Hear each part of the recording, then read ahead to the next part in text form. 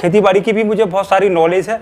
तो उसी बिहाफ पे मैं आज आपको एक ऐसी जानकारी देने वाला हूं। उस जानकारी के बाद अगर आप वीडियो पूरा देखते हैं तो, क्योंकि इसमें आपको ऐसी जानकारी दूंगा जो आपको पहले किसी ने नहीं दी, वीडियो पूरा देखते हैं तो आप उसको समझ पाएंगे।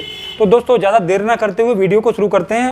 हमारे देश में सदियों से किसान खेती करते आ रहे हैं, जी तोड़ मेहनत करते हैं जिससे कि उनकी माली हालत सुधर जाए। किसान खेत में फसल की बुवाई करता है और मेहनत के साथ साथ काफ़ी पैसा भी लगाता है और उसके बाद अपने और अपने परिवार के लिए सुनहरे सपने भी देखता है कि फसल बेचने के बाद वो अपने परिवार के लिए ये करेगा या वो करेगा। आखिर में जब फसल बिकती है तो पता चलता है कि इस पैसे से तो सिर्फ खेत में जो खर्चा हुआ है ना, उस पैसे की ही भरपाई हो पाई है, वो भी बड़ी मुश्किल से। एक बात तो है, काफ़ी हिम्मत वाला होता है किसान, सब कुछ भूलकर फिर से नई फसल की तैयारी, नए सपने और फिर वही पुराना हश्र, यही सब चलता आ रहा है किसान की ज़िंदगी में सदियों से। अब सोचने वाली बात यह है कि आखिर चूक कहाँ होती है, क्या कमी रह जाती है जिससे किसान घाटे से उबर नहीं पा रहा है, निकल नहीं पा रहा है। इसका जवाब है मेरे पास, जवाब है भेड़ चाल। इसका मतलब ये हुआ कि अगर हमारे पूर्वज सदियों से धान बोते आ रहे हैं तो हम भी बस धान ही बोते चले जा रहे हैं। अगर वो गेहूँ लगाते हुए आए हैं तो आप भी बस गेहूँ लगाते चले जा रहे हैं। पड़ोसी अगर आलू बो रहा है तो आप भी आलू ही बोते चले जा रहे हैं। यही हम सब लोग करते आ रहे हैं और ये नहीं सोचते कि इस फसल से हमें लाभ होगा या हानि। अब समय आ गया है, हमें अपनी सोच बदलनी है, परिवर्तन लाना है, खुशहाली लानी है। तो सबसे पहले अपने तौर तरीकों में बदलाव करने होंगे और राह पकड़नी होगी मांग आधारित खेती की। आखिर ये मांग आधारित खेती होती क्या है, बहुत सारे लोगों के मन में सवाल आ रहा होगा। तो बता दूं कि मांग आधारित खेती वो होती है जहां हमें अध्ययन करना पड़ता है कि कौन सी फसल की डिमांड किस महीने में ज़्यादा रहने वाली है। समय का विशेष ध्यान रखना होता है कि कब हमें अपनी फसल मंडी लेके जानी है, तो कब हम बुवाई करें, जिससे कि फसल उसी समय मंडी पहुँचे जब हम लेके जाना चाहते हैं। तो हमें 2 से 3 गुना ज़्यादा रिटर्न मिलेगा। तो अब सवाल ये उठता है कि हमको कैसे पता चले कि किस समय कौन सी फसल मंडी में ज़्यादा महंगी रहती है। इसका जवाब ये है कि हर फसल का अपना एक सीज़न होता है और सीज़न में जब फसल मंडी जाएगी तो जाहिर सी बात है कि भाव अच्छे नहीं मिलेंगे।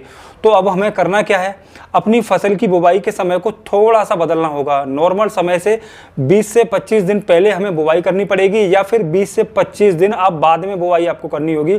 तो इससे फ़ायदा ये होगा कि हमारी फसल सबके साथ नहीं आएगी, 20 से 25 दिन पहले आएगी या फिर 20 से 25 दिन बाद में आएगी।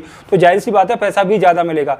सबसे पहले हमें अपने बुवाई के समय को बदलना है। दूसरी बात ये पता करो कि किस फसल की कीमत किस महीने में ज़्यादा मिलती है। एक वेबसाइट है agmarknet.gov.in, वहाँ पे सारा डाटा दिया हुआ है कि हम वहाँ से 10 साल पहले तक का डाटा लेके देख सकते हैं कि कौन सी फसल किस महीने में, किस मंडी में, किस दिन क्या भाव में बिकी। ये सब जानकारी हमारे पास अगर होगी तो हम अपनी फसल प्लान करने में मदद मिलेगी। अगर आपको ये देखना नहीं आ रहा है तो मुझे बताना, तो मैं आपके लिए एक डिटेल वीडियो बना दूंगा कि एगमार्कनेट पर आप कैसे देखें कि किस साल कौन से महीने में कौन सी फसल का क्या रेट था। यहाँ पर मैं कुछ फसलों का जिक्र करूंगा, अगर उन्हें इस समय आप लगाएंगे तो आपको 2 से 4 गुना ज़्यादा पैसा मिलेगा। जैसे कि टमाटर मार्च अप्रैल में और जुलाई से सितंबर के बीच में हमेशा महंगा रहता है। उसी हिसाब से फसल का प्लान करें कि इन्हीं महीनों में फसल मार्केट में आए। और खीरा, ककड़ी, लौकी, तरबूज और खरबूज, इस तरह की जो फसलें हैं वो हर साल फरवरी, मार्च और जुलाई, अगस्त में महंगे रहते हैं। हरा धनिया जिसको सभी जानते हैं वो जुलाई से लेकर सितंबर तक 150 से लेकर 200 रुपये प्रति किलो तक बिकता है। तो इस प्रकार आपको सारी फसलों का अध्ययन करना होगा, क्योंकि हर फसल के 1-2 महीने ऐसे होते हैं जब वह बाकी महीनों की अपेक्षा ज़्यादा महंगी रहती है। ऐसे ही हमें बीजों का अध्ययन भी करना पड़ेगा, क्योंकि हम मौसम से थोड़ा हटके बुवाई की बात कर रहे हैं। टमाटर की अगर बात करी जाए तो टमाटर में पूसा हाइब्रिड 1 करके एक वैरायटी आती है और ऐसे ही एक आती है अर्क मेघली। यह वैरायटी किसी भी महीने में फल देती हैं। और अगर मिर्च की बात करी जाए तो मिर्च में पूसा सदाबहार, यह एक बार आप लगा दोगे तो ये लगातार 3 साल तक आपको फल देती रहेगी। तो भाव तो मिलना तय ही है। यहाँ सारी वैरायटी बताऊंगा तो वीडियो ज़्यादा लंबा हो जाएगा। अगर आप ज़्यादा जानना चाहते हैं वैरायटीज़ के बारे में तो मैं डिटेल से बताऊं तो आप मुझे कमेंट करें, तो मैं एक डिटेल वीडियो इसके लिए बना दूंगा। अगर बेल वाली फसलों को आप फरवरी मार्च के महीने में मार्केट में लाना चाहते हैं तो आपको क्या करना होगा वो बता देता हूं। आपको एक 100 रुपये की एक पॉलीथीन लेनी है, बिल्कुल वाइट ट्रांसपेरेंट सफ़ेद कलर की, और कुछ बांस या लकड़ी की सहायता से एक छोटी सी झोंपड़ी जैसी बना लेनी है। 1 एकड़ में करना है तो 150 वर्ग फीट के लगभग आप प्लास्टिक की आपको ट्रे की जरूरत पड़ेगी, जो कि 104 खाने वाली आती है, या फिर जो कि 7 से 15 रुपये के बीच में आपको ऑनलाइन मिल जाती है। या फिर आप चाय वाले जो प्लास्टिक के गिलास आते हैं 8 से 10 रुपये के आ जाते हैं 100, उनमें से वो गिलास ले लें और उनमें एक हिस्सा सड़ी हुई गोबर की खाद और एक हिस्सा बालू और एक हिस्सा छनी हुई मिट्टी, यह सब मिलाकर उसमें भर दें और 15 से 31 दिसंबर के बीच में अंकुरित बीज बोकर प्लास्टिक की झोंपड़ी में रख दें।